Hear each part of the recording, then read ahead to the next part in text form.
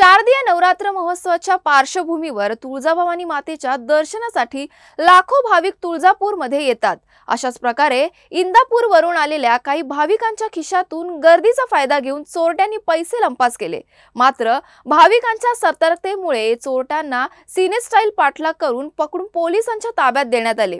जिल्हा पोलीस प्रशासनाने दर्शनासाठी येणाऱ्या सर्व भाविकांना आपले पैसे, दागिने आणि इतर मौल्यवान वस्तूंची काळजी घेण्याचे आवाहन केले आहे। शारदीय नवरात्र महोत्सव चालू आहे आणि याच पार्श्वभूमीवरती या ठिकाणी विविध राज्यातून आई तुळजाभवानीच्या दर्शनासाठी लाखो भाविक दर्शनाला येत आहेत।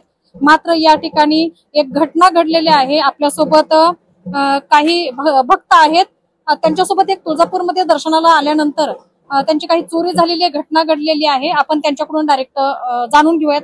दादा, कुठून आला तुम्ही? आम्ही इंदापूरहून आलोय। बरं, आम्ही दरवर्षी आई भवानी दर्शनाला येतो इथे दर्शनासाठी। हा, दर्शन दरवर्षी येतो आम्ही। काय झालं आता तुमच्यासोबत? आता आम्ही बघितलं की तुम्ही दोघं जणांना पकडलं होतं पळत चालत चालत। काय झालं आता आम्ही माझ्या मोहर एक जण होतो, मागे एक जण होतं। एक जणांनी धक्का मारला मला, तेवढं खिशात हात घातला की मी म्हणलं काय झालं, तेवढं खिशात हात घातला मी। एक जण तिघ जण होती, मग एक जण त्याकडे पैसे दिले ती गेलं पळून गेले। हा, पळून गेलं। मग एक जण आम्ही धरलं। चोरी केली आणि एक जणाच्या हा, तिघ जण होती।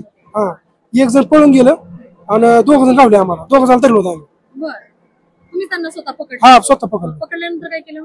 त्याला त्याला गोडी विचारलं, पैसे दे म्हणलं। त्यांनी काय सांगायला तयार ना, मग पोलिसांचा ताब्यात दिला त्याला।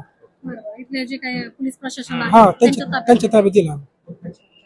काय वाटतंय दादा, तुम्ही काय सांगताल की आता जे भाविक येतात तिथं दर्शनासाठी, त्यांनी कशी काळजी घेतली पाहिजे? आपली दर्शनामध्ये आल्यानंतर असं होऊ नये, सतर्क बाळगावी माणसांनी। बाळगली पाहिजे। आम्ही दरवर्षी हा, दरवर्षी